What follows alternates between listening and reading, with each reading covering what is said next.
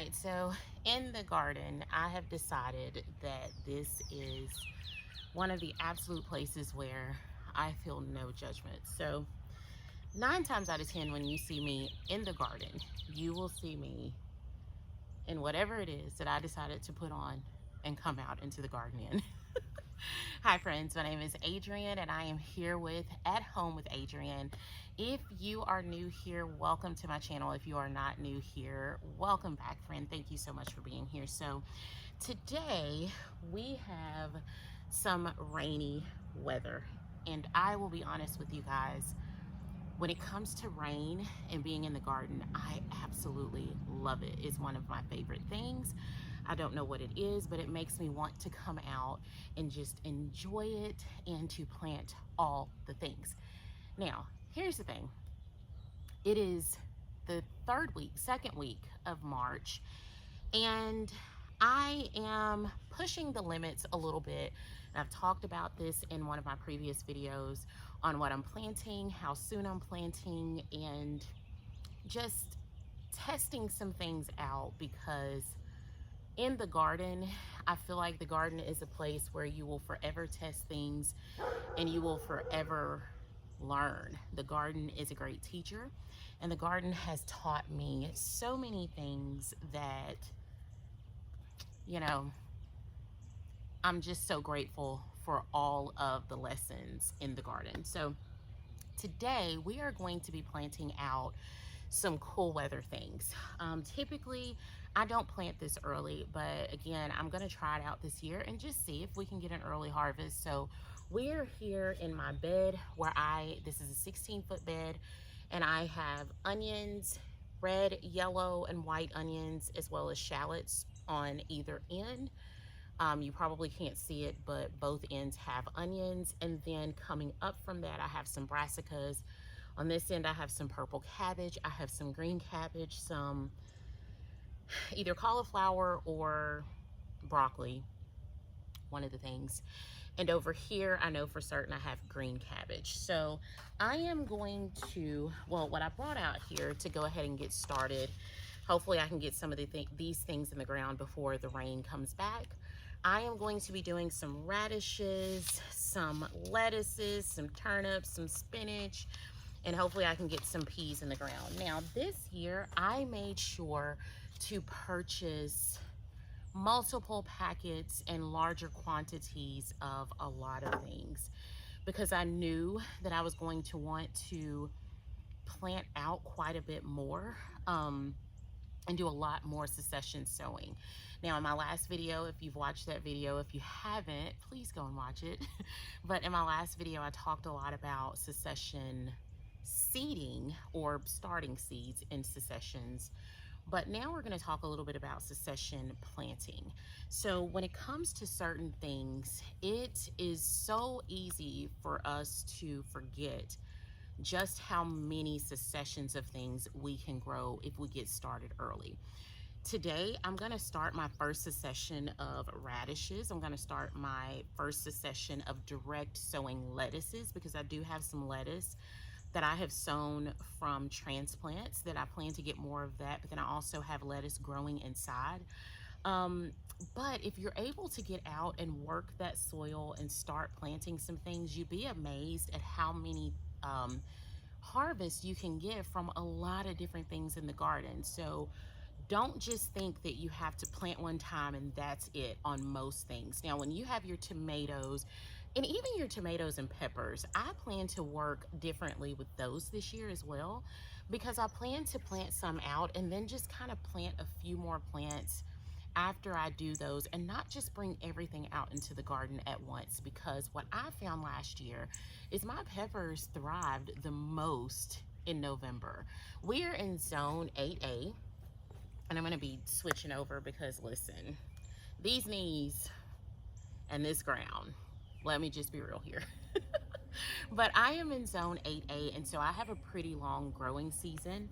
And so for me, I can basically bust out a lot of things within that growing season. And so I don't usually do a great job of succession sowing, but this year that is just one of the things that I want to focus on. So you guys know that I talk about this seeding square all the time. I am not sponsored, y'all.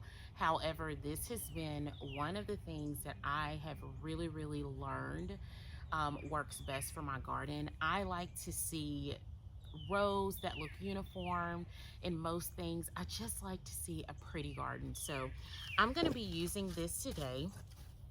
And if you'd like to know more about the seating square, I will definitely pop that video in the description box. Sometimes I forget to, y'all, but if you go through and I've forgotten to do it, you can find that video easily. I'm showing the picture of it. So what I'm gonna do, and what I've done is in my gardening journal, I've actually put the picture of the seeding square planting guide. I always have this close to me because I want to be reminded of how many of what I can get in each square. So trying to make sure I'm not in any anthills or anything, but for radishes, I can get 16 radishes in 1 square foot. Honestly, guys, if you are not maximizing what you can get where, you're really missing out on a lot. Because what I was finding is that when I was going out and just throwing seeds in the ground here, there, and everywhere, I didn't realize that I was overseeding. I realized that I was underseeding. And so this has really helped me to make sure that I have things, you know, more uniformed, and that I'm actually making good use of where I'm seeding things. So I have a couple of rows I think that I can do of radishes over here. I'm gonna get over as close as I can. And I actually like to use this to kind of level it out just a little bit more. But I'm gonna start over here. I'm gonna do the same variety here that I'm gonna come over here, and hopefully I can get in some right here. So I'm gonna start with, I think I'm gonna start with some that I'm not really familiar with. Some that most of the times I get pretty good. I'm really good with radishes, so I don't really worry about not getting a harvest if I'm trying something new. There are some crops that I don't mind trying new things. Some that I like my tried and trues, but radishes is one of those that I can kind of play around with. All right, sun is coming out, but I'm gonna try to get this done before the bees and the wasp decide to make their appearance, because they have been insane lately, last few days. So I'm gonna go ahead and make my holes. I do like to make my holes first. Oh, a little earthworm. Love to see it. I am sorry if I interrupted you, little earthworm. Yeah. Another thing for me is, you know, I work full-time in a homeschool right now. And so a lot of times I like to go ahead and make these holes, because I may start something right now that I can't finish in the same setting, and that's okay. I just come back when I can. So I'm gonna sit this here, and I do like to do, I'm gonna do a couple of seeds per pocket.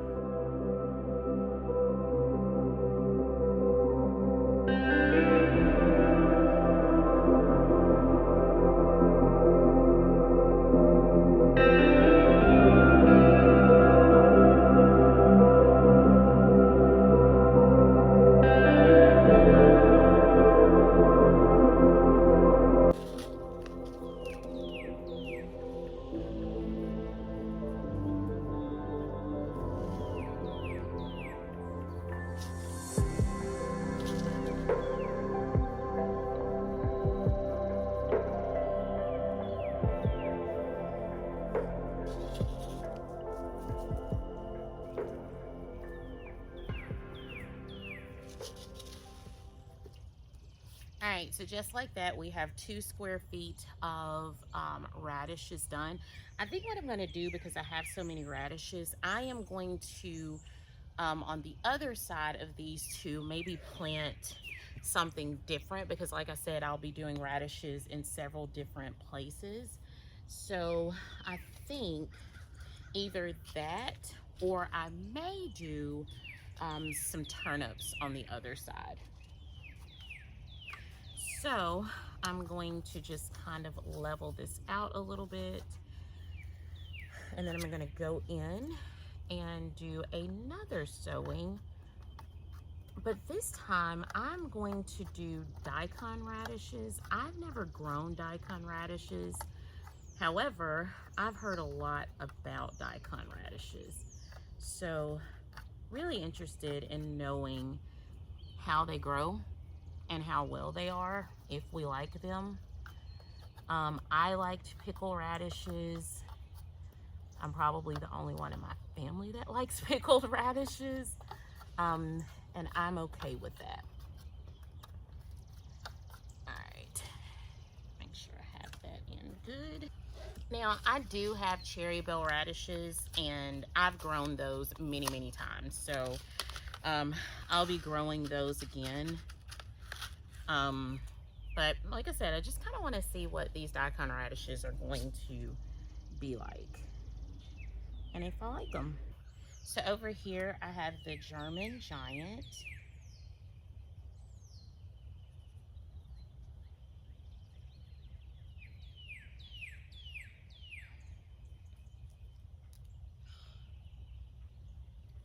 And then I have the China rose.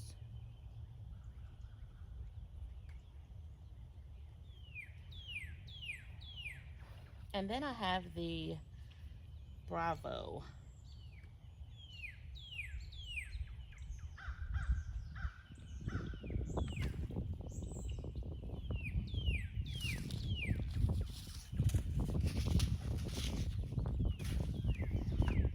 All right, and just like that, we have our first accession of radishes in the ground. All right, so in my seeding square guide, it tells me that if it's large turnips, you can do 9 in a square foot. If it's small turnips, you can do 16 in a square foot. I've never grown these. Let's see, the turnip root's large. So they are large. Read the seeding packet. But even if it didn't have that information, I would err on the side of caution and just go ahead and grow them as large turnips. So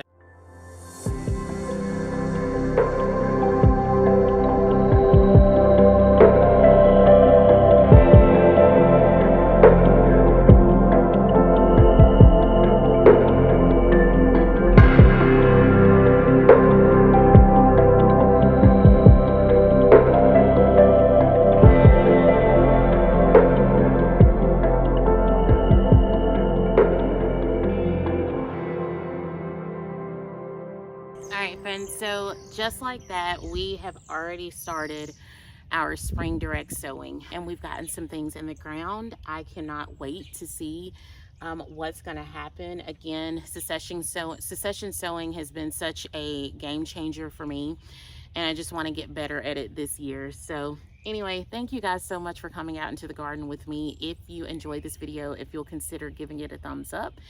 And if you enjoy my content, please consider subscribing. I love being out in the garden with you guys and just kind of chatting about things that we have going on. So anyway, I hope you have an amazing day, and I will talk to you soon, friend. Bye, y'all.